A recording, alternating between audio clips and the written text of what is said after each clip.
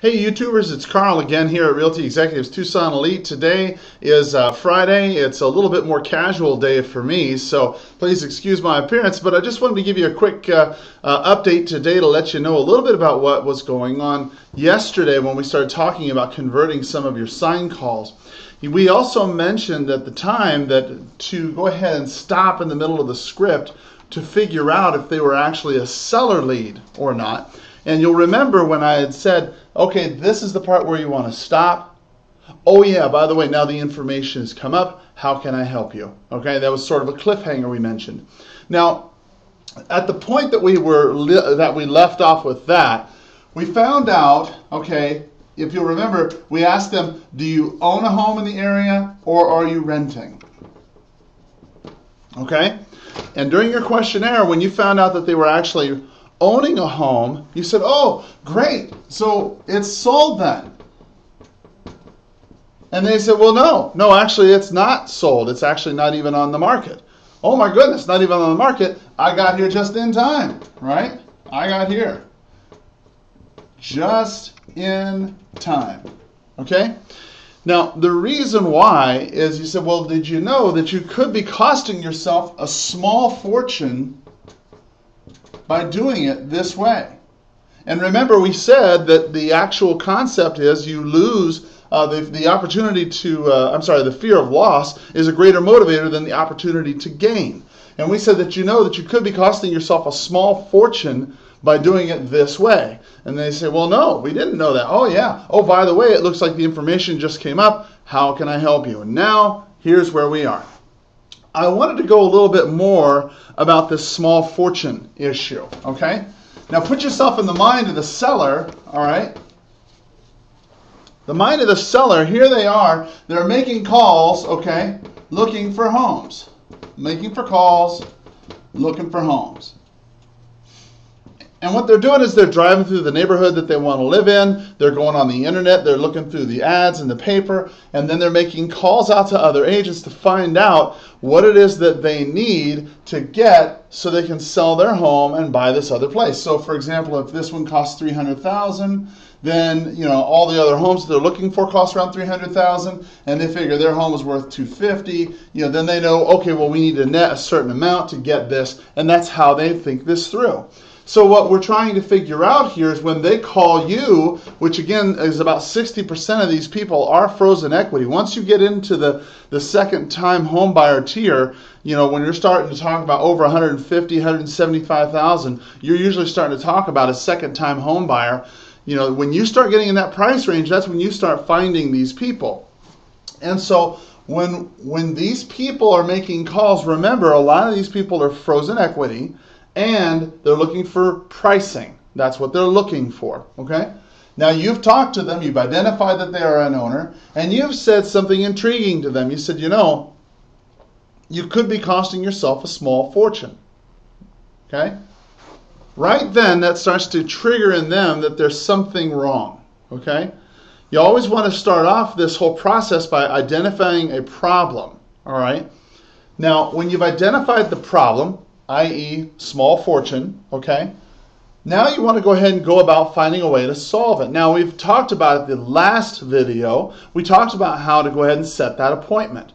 So let's go ahead and say, well, if you knew that by doing things this way, you could be costing yourself a small fortune, would you consider changing your plans a bit? If you knew, would you? That's a great way to remember pretty much any sales line of all. If you knew that you could be costing yourself a small fortune by doing it this way, would you consider changing your plan? Or for sale by owner. If you knew that by selling it yourself, you could actually be losing money, would you consider changing it? For a buyer, if you knew that by waiting for another month to close, you could be costing yourself thousands of dollars, would you move that up a little bit?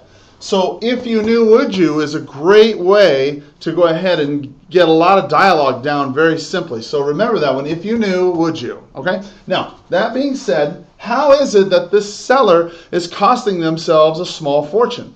All right. let's examine this, all right? You've got a home for sale, okay? And you're representing the buyer, all right? If you are a cash buyer, would you agree with me that the amount of money that you could purchase this property for would be at least at some kind of discount, okay? If you're all cash with no contingencies, you can buy a house A cheaper than you could with contingencies, okay, and financing. Would you agree with that? Yeah, I think we would all agree that A will sell for less money than B. And the reason why is because if there's some kind of contingency on this, then you're asking the seller to take the home off the market for a short period of time while this contingency gets filled. Now, the real estate contracts here in Arizona, and all over the United States for that matter, are filled with contingencies. You know, they have financing contingencies, they have appraisal contingencies, they have inspection contingencies, they have all kinds of different contingencies. But the type of contingency that I'm talking about is we got to sell our house first contingency.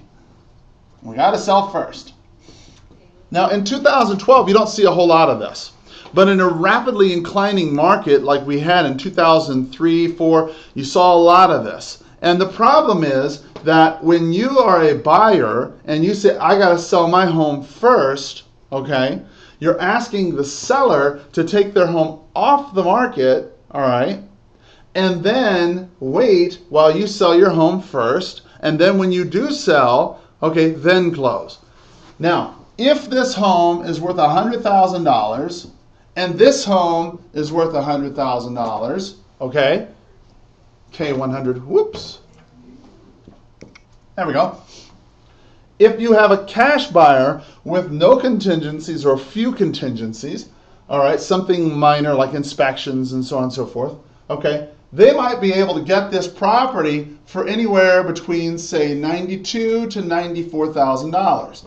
If you go by the multiple listing service, they will tell you that the average list price to sales price ratio in Tucson is anywhere between 92 to 94% after about 70 days. Okay, so if you're a decent agent, you could probably get them, you know, $6, $7, $8 off the price, and things are going okay, especially if you're dealing with cash. Now, on the other hand, if you're this agent dealing with this client, this seller is going to require, almost always require. Put yourself in that seller's shoes. If you're wanting me to take my home off the market, even put it in a contingent or CAPA standard, you know, can't accept purchase agreement standard, then I'm going to want full price or real close to it, because you're not going to come to me with a big contingency saying you need to sell your home and have me reasonably expect to give you some kind of discount. That's just not realistic. Okay? So right from the beginning, when you start explaining this to the seller, to the buyer on the phone, okay, you're not going to explain this, by the way, to the buyer on the phone, but with the buyer on the phone, you have to understand that because of their position where they are right now, they're costing themselves anywhere from $6,000, $7,000, $8,000, $9,000 more money than they need to spend in the first place.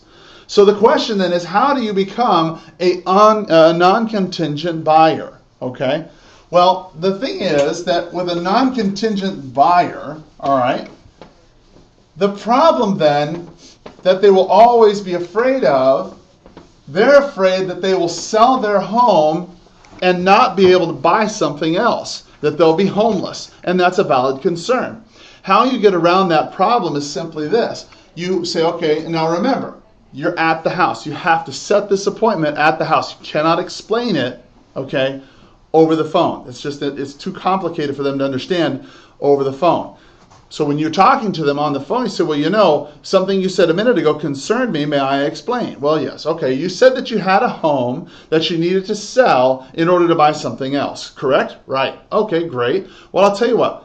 Since you can be costing yourself a small fortune by doing it this way, I don't mind. Why don't I stop by, take a quick look at your home, and show you a way that you can save maybe $8,000 to $10,000 and not lose it? Would that help you? Well, yes, it would.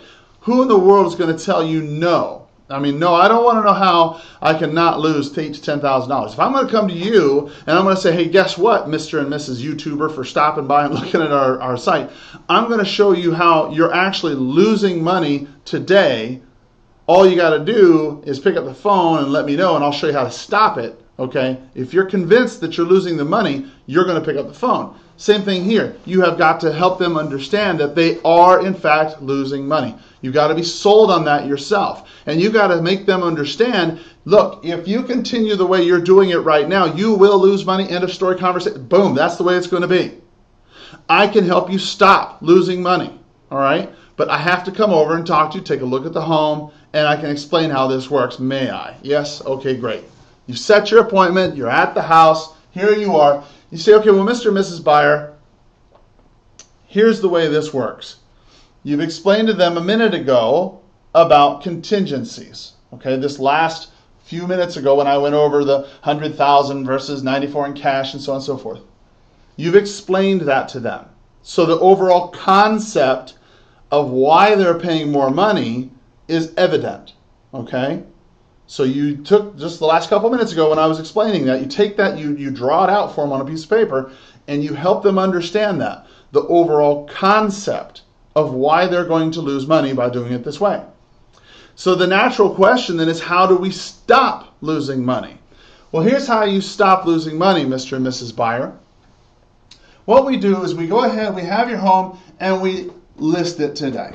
Okay? We list the property today for sale. All right? Then what we do is we go ahead and then we wait, all right, to find the next place until we have your home under contract. Now, this is going to save you hours and hours and hours of time, okay? Never take a home that's listed for sale, never take that seller out to go see a property unless their home's getting a lot of showings, okay, and it looks like they're getting a contract real soon, or they have it under contract already, okay? Up until that point, you can show them homes all day long. It won't matter because they can't buy. It's a condition. Remember, condition versus objections. This is a situation that cannot change. When their home's listed, they can want to see homes till the second coming of Christ, but the fact is they can't buy a single one until they get theirs under contract. So why bother showing them property? They're going to say, well, we want to go see property. Great, I understand, but at this point, you have to take control and explain to them you can't buy. You have to be very firm with them. And you have to let them know that, look, here's the story. If you were a seller, which you are, and somebody wanted to come and see your home, kick you out of your place for an hour, and let you clean up the house, and in the end, you found out that they really couldn't buy, would that make you mad? Really, would you be mad? Well, you see, that's exactly what the other people are going through too. And you'd want to have your rights respected as well, wouldn't you? See, so you have to explain things to people, okay? Put them in the picture. Oh, yeah, well, that's true. That makes sense. Tell you what, the second we start getting a lot of interest on your property or a contract, we will go look at property, I promise you. Okay? We'll get it done right away. You'll be top shelf, okay? That'll save you a lot of time. So once we find once we find a buyer and we have our property under contract, we go looking for the second house, okay? Now that we find the second house, okay, we go ahead and we make a contract on that one contingent upon this one closing. Now in this case, okay, you want to make sure that they're pre-approved, all right? You want to make sure that the buyer on your end is either real close or almost or has just recently done their inspections. They're done, they're gold, they're good to go. And the reason why is because when you go to the other agent, you want to be able to show them your buyer inspection report and let them know that the seller and the buyer have agreed to whatever repairs that need to be done, and this is a done deal. Okay? So now you're going to property B with a contract in hand that's contingent upon this one closing on the same day, okay, because double moves are expensive. It's pre-approved, all right?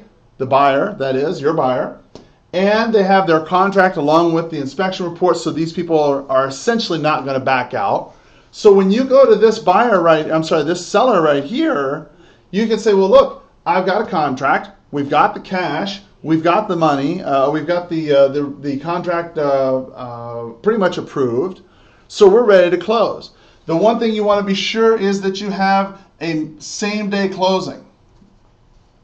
Same-day close. Close at the same title company. Okay? Close at the same title company. So the money will go from one account straight to the other with no delay. All right? Now, what will happen here is this now helps your client become somebody who is able to go ahead and buy a property. All right? Their home's under contract. They don't have to worry. It's a single, seamless move, one to the other. So anyway, I hope this has been a help to you. If it has, please feel free to go ahead and like, rate, and subscribe down in the box down below. We sure would appreciate it. Thanks for stopping by, and you have a great selling day. Make it a powerful weekend. Bye-bye.